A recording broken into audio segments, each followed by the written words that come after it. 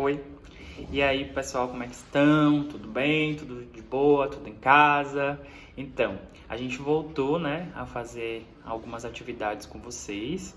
Dessa vez de uma forma diferente, de uma forma nova, né? Então a gente fez ali uma live na segunda-feira com o professor Silas e a gente enviou os roteiros na quarta, com o objetivo de vocês continuarem nos estudos.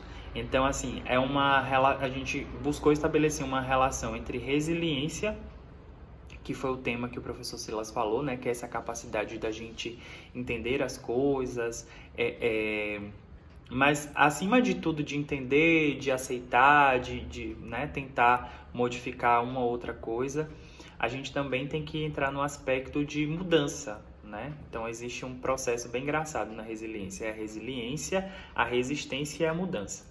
A gente está entre a resistência e a mudança. Então a gente vai falar um pouquinho sobre as independências na América Latina e o que é que isso tem a ver com essa resiliência. Eu passei para vocês no roteiro coloquei ali alguns textos, né, que falava sobre os processos de independência na América. Durante o século XVIII, a América como um todo, né, a América Latina, a América do Norte, ele viveu ali processos de independência. Então, o primeiro processo aconteceu no século XVIII, final do século XVIII, nos Estados Unidos. Justamente porque os Estados Unidos não aguentavam, na verdade as 13 colônias elas não aguentavam mais a interferência da sua metrópole, que era a Inglaterra. Principalmente porque a Inglaterra durante muitos anos deixou a metrópole se desenvolver, a colônia, né, desculpa, se desenvolver sozinha e posteriormente, lá no século XVIII, por conta dos gastos que eles acabaram tendo, gastos e mais gastos e mais gastos, devido à guerra que eles travaram ali contra a França, eles começaram a aumentar e cobrar determinados impostos que não existiam. E aí os colonos se revoltaram no que a gente chama de batalhas de independência, né? Nas batalhas de independência. Efetivamente, essa independência ela ocorreu ali por volta de 4 de julho, na verdade a data que eles comemoram é 4 de julho de 1776, né? E a declaração de independência ela foi redigida e assinada nesse dia. E eles queriam essa liberdade, né? Eles buscavam essa liberdade, na verdade essa resistência justamente para que houvesse essa mudança. No século seguinte, a gente vai ter outros movimentos acontecendo também no restante da América. Então, a gente vai ter os movimentos acontecendo aqui na América Latina, né? Principalmente em regiões ali onde é a Colômbia, a Venezuela, a Bolívia, e também no sul, ali na Argentina, no Chile, no Paraguai, no Uruguai, que foram liderados por duas figuras muito importantes. O Simão Bolívar, né, que tinha uma ideia de fazer uma grande Colômbia, né, para todas as pessoas que viveram naquela região, e o San Martín, que já ficou ali mais conhecido como libertador, na região da Argentina, do Chile, do Uruguai, do Paraguai. Então, ele é uma pessoa muito ali, digamos assim, querida, né, historicamente querida por aquelas pessoas, e é considerado um símbolo nacional. Mas quando a gente fala de independência, né, significa ser livre da influência e do controle das outras pessoas. Efetivamente, na América Latina, isso não aconteceu, porque a sociedade estava dividida em algumas classes sociais. Então, no topo da pirâmide social, a gente tinha os chapetones, que eram os colonos que vinham, né, da Espanha, né, vinham da metrópole. Depois a gente tem os crioulos, que eram os colonos já nascidos na América. E posteriormente, abaixo, né, tinham os mestiços, os africanos escravizados, os povos indígenas e etc. Só que existe uma situação bem interessante, né, dentro dessa situação. Eles queriam o poder, os crioulos, que foi a elite que se mobilizou nas lutas de independência na América Latina, no México, na Argentina, na Colômbia. Então essa galera que se mobilizou, eles queriam, na verdade, os mesmos privilégios dos chapetones. Eles queriam, além dessa autonomia, eles queriam os privilégios desse grupo social. Então, as outras pessoas que vinham nas camadas mais baixas, elas continuaram sendo exploradas. Então, muita coisa foi modificada, mas muita coisa também permaneceu do jeito que estava. O Brasil, ele se tornou independente em 1822. Na verdade, há muitas controvérsias quanto à independência efetiva do Brasil. Primeiro porque o movimento de independência ele começa com a vinda da família real para o Brasil, né? Tem um livro aqui, não sei se está aqui na minha estante, tem um livro que fala sobre essa vinda da família real, aqui achei, que é esse aqui, 1822, na verdade 1808, que é do Laurentino Gomes. Ele fala sobre a vinda da família real para o Brasil, e esse que eu tenho é o 1822, que fala justamente sobre o processo de independência, né, do Brasil. Tem uma coisa, um dado interessante que o Laurentino Gomes ele traz, que a independência do Brasil ela ocorreu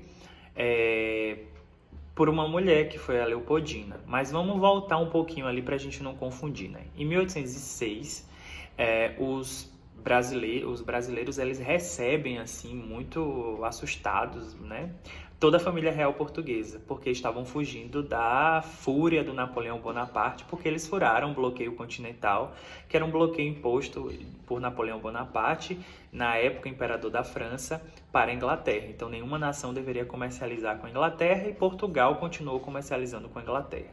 Eles vêm para o Brasil, Napoleão governa por muito tempo, e durante esse tempo que o Napoleão estava governando, o Brasil se tornou a sede da coroa portuguesa. Então a colônia se tornou a sede da coroa portuguesa. Só que eles vão embora. Quando Napoleão Bonaparte ele vai para o exílio, ele deixa de governar a França, eles vão embora, voltam para Portugal, né? A família real portuguesa ela é pressionada para voltar para Portugal. E em 1821 eles também vão pressionar o Dom Pedro, que ficou aqui no Brasil, né? E eles pressionaram o Dom Pedro para que ele voltasse também. Existia toda uma pressão política também e social aqui no Brasil em relação a isso, né?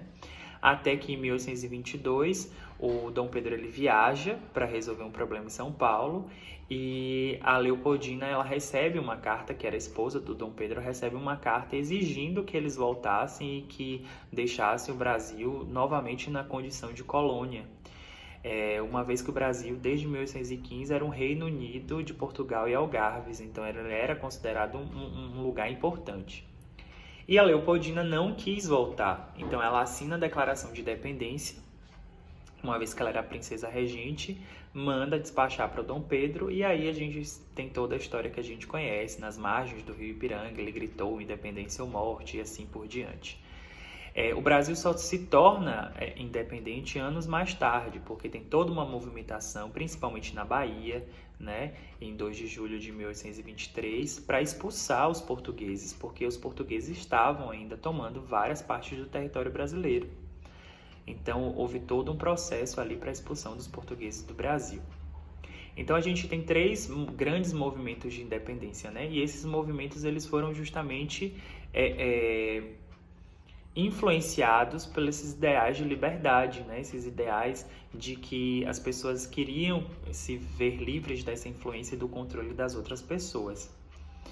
No caso do Brasil, a gente não ficou tão livre assim do controle de Portugal, porque a gente teve que pagar uma série de tributos, né? Então a gente pagou uma dívida de 2 milhões de libras esterlinas para Portugal por conta da independência. O imperador português também era rei do Brasil, então foi uma independência que, né, não era muito, digamos assim, efetiva. Eu coloquei alguns textos de apoio aí para vocês, né? Eu coloquei os Sentidos da Liberdade na Luta de Independência, que é um texto da Maria Lídia Prado, que tem no livro de vocês, né? No capítulo ali que eu deixei explicadinho. Eu coloquei ali para que vocês assistissem um vídeo, né, o episódio 2, na verdade, do América, a Saga dos Estados Unidos, que fala sobre essa tentativa dos Estados Unidos, a guerra de independência dos Estados Unidos. Tem um outro vídeo também sobre a independência da América Latina, um vídeo curtinho lá do YouTube, e um outro falando sobre a Imperatriz Leopoldina e toda a sua história, né, toda a sua trajetória ali no processo de independência do Brasil. Também coloquei uma música interessantíssima de uma banda que eu adoro, chamada CAI 13, né, ou Caixa 13, Rua 13, chamada Latinoamérica. Tem a Maria Rita, brasileira, e tem vários cantores aqui de toda a América Latina que eles falam justamente sobre esse sentimento de liberdade, né? Esse sentimento de essa vontade de se tornar livre. Mas não somente de liberdade, né? A gente resistiu durante muito tempo e a gente continua resistindo. E esse é um fator muito importante dentro do processo da resiliência, né? Resistir, resistir, resistir. É claro que essa resistência nos leva também à mudança. E eu espero que a gente mude em algum momento, né? E eu coloquei algumas questões. Essas questões eu vou responder aqui no Classroom, então eu vou jogar esse vídeo no YouTube, esse vídeo vai ficar disponibilizado para quem quiser acessar, certo? E o roteirinho lá, super explicado, que eu vou mandar para vocês também, o roteiro explicado, também vai ter as respostas das questões, tá bom? Qualquer dúvida, vocês comentem aqui no Classroom, ok? Ok. Beijo, saudade de vocês, fiquem em casa, viu? Nada de ir pra rua, nem fazer aglomeração, saudade.